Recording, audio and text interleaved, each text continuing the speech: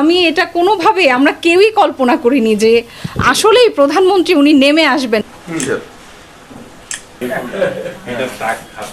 এই অভিব্যক্তি এক কথায় প্রকাশ করার মতো না। আর এই যে আজকে প্রধানমন্ত্রীর তরফ থেকে আমার সন্তানের জন্য উপহার আসলো, এতটা সম্মান, এতটা প্রাপ্তি, এই কোনো কিছুর যোগ্যই আমরা না। আমি খুবই নগণ্য একজন মানুষ, আমাদের পরিবার, এটা আমাদের জন্য অন্যরকম একটা সম্মান, অন্যরকম প্রাপ্তি আমার সন্তানের জন্য। এটা কোনোভাবে বলে ব্যক্ত করার মতো না। উনি যে সেদিন বাস থেকে নেমে এসেছেন, এটা পরিপূর্ণ ওনার ভেতরের যে একটা সফট কর্নার, সেখান থেকে উনি আমার সন্তানকে দেখে নেমে এসেছে। এখানে আমাদের কোনো যোগ্যতা, আমাদের কোনো ক্রেডিট কিছুই নেই। আমরা কল্পনাই করিনি যে উনি বাংলাদেশের প্রধানমন্ত্রী বাস থেকে নেমে আসবেন।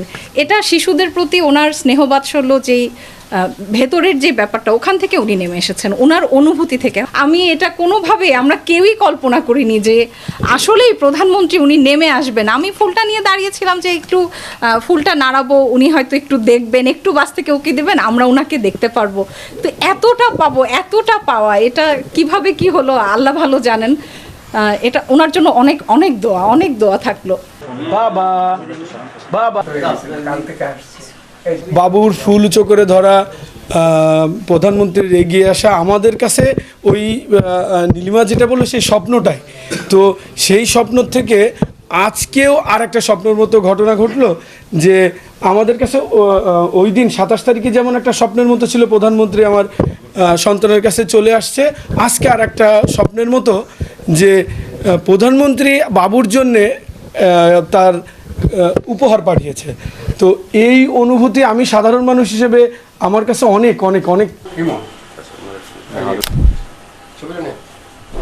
ওনার যে শিশুদের প্রতি যে একটা ভালোবাসা, সেই ভাবটা এখানে প্রকাশ পেয়েছে। তার প্রেক্ষিতে উনি যখন ফুল গিফট পেয়েছেন, ঠিক তখন উনি চিন্তা করেছিলেন যে আর ওনার পক্ষ থেকে একটা বাচ্চার জন্য একটা গিফট পাঠাবেন।